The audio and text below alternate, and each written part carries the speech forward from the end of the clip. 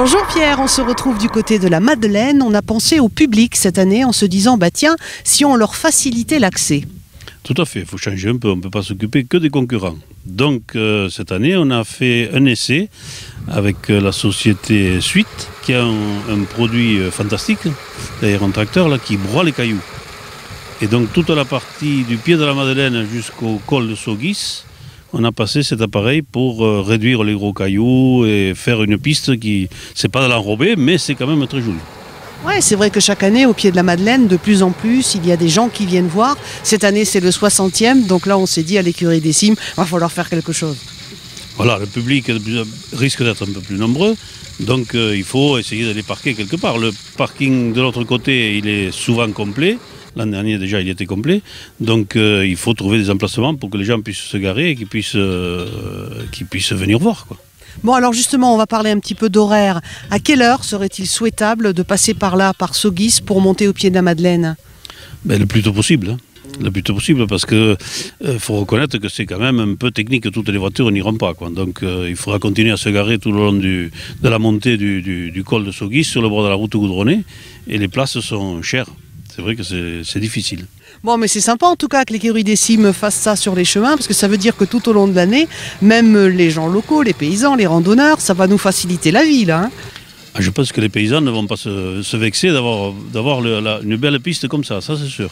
Non, mais c'est un peu normal, puisqu'on profite, nous, de l'opportunité de pouvoir utiliser ces terrains, il faut quand même les entretenir, c'est un minimum.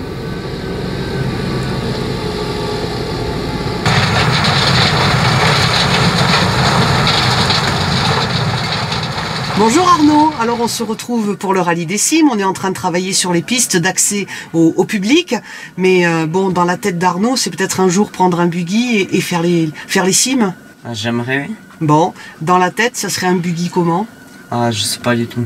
Un 2, un 4 roues motrices? Ah, n'importe, ce qui vient. Ce qui vient pourvu qu'on pilote? Ouais. Bon, alors aujourd'hui on se retrouve dans une très belle machine, c'est une broyeuse à cailloux qui est à l'arrière. On va détailler un petit peu le poste de pilotage. Il y a d'abord le volant, donc ça c'est le tracteur qu'on manipule, c'est ça. Ouais. Et alors ensuite c'est quoi ça là-bas qu'on voit derrière, cet ordinateur? Là c'est pour tous les réglages de la machine. Oui. Et le régime moteur du tracteur et tous les réglages. Donc ça veut dire en plus qu'il faut caler et la machine à l'arrière et le tracteur en même temps. Ouais.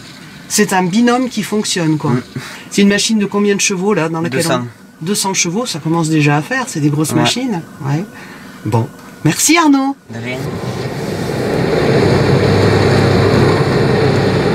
Bon, on a vu avec Pierre le travail qui a été réalisé ce matin. Tout ça, c'est grâce à un sponsor quand même de l'écurie que vous, Jean-Bernard, vous connaissez bien. C'est Jean-Pierre Suite de Barcus, et qui nous aide bien. C'est lui qui nous fait le dépannage des concurrents à la montée de la Madeleine. Quand on demande, eh bien, les copains c'est comme ça, ils sont là. Mais il y en a d'autres aussi, Alain Etchard, Nicolas Aspe, les Laborde. Finalement, les entreprises de TP en particulier, c'est vrai que pour nous c'est important, quoi. Ils nous aident vraiment bien. On est ravis de les avoir à nos côtés. Mais il va rester des cailloux quand même, que personne ne s'inquiète.